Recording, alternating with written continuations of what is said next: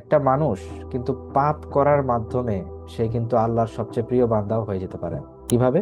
শয়তান আসলে মূলত তাকে দিয়ে যে পণ দেখাচ্ছে, এটাই তার মূল লক্ষ্য না। বিশেষ করে যারা প্র্যাকটিসিং মুসলিম, তাদের ক্ষেত্রে শয়তানের মূল লক্ষ্য হচ্ছে তাদেরকে আল্লাহর কাছ থেকে দূরে সরানো। ঠিক আছে? এখন আপনারা দেখেন, একটা মানুষ কিন্তু পাপ করার মাধ্যমে সে কিন্তু আল্লাহর সবচেয়ে প্রিয় বান্দাও হয়ে যেতে পারে। কিভাবে? ওই পাপ থেকে শিক্ষা নিয়ে সে যদি তওবা করে, দেখা গেল যে তার এই পাপের কারণে তার এতটাই অনুশোচনা হয়েছে যে সে আগের চেয়েও বেশি ইবাদত বাড়ায় দিছে। সে চিন্তা করা শুরু করছে যে আমার তো আল্লাহর সাথে দূরত্ব বেড়ে গেছে। আমি আমি তো এখন এই সম্পর্কটা ঠিক করতে হবে। সো আল্লাহর সাথে সম্পর্ক যদি আমি ঠিক করতে চাই, তাহলে তো আমাকে আরো বেশি বেশি করে আমল করতে হবে, বেশি বেশি আল্লাহর কাছাকাছি যেতে হবে। সো ওই ধরনের চিন্তা যখন একটা মানুষ করে, তখন তার পাপটা তাকে বরং আরো আল্লাহর কাছাকাছি নিয়ে যায়। তার মানে এই ক্ষেত্রে কি হইলো? এই ক্ষেত্রে তার পাপটা তার জন্য কল্যাণকর হইলো। ঠিক না?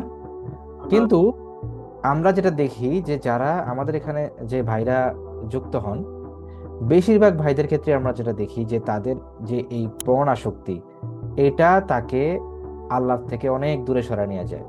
কিন্তু এটা কিন্তু ওরকম হইতে পারতো যে এটা আপনাকে আল্লাহর কাছাকাছি নিয়ে যাবে, যদি আপনি ওই যে ওভাবে করে চিন্তা করতেন।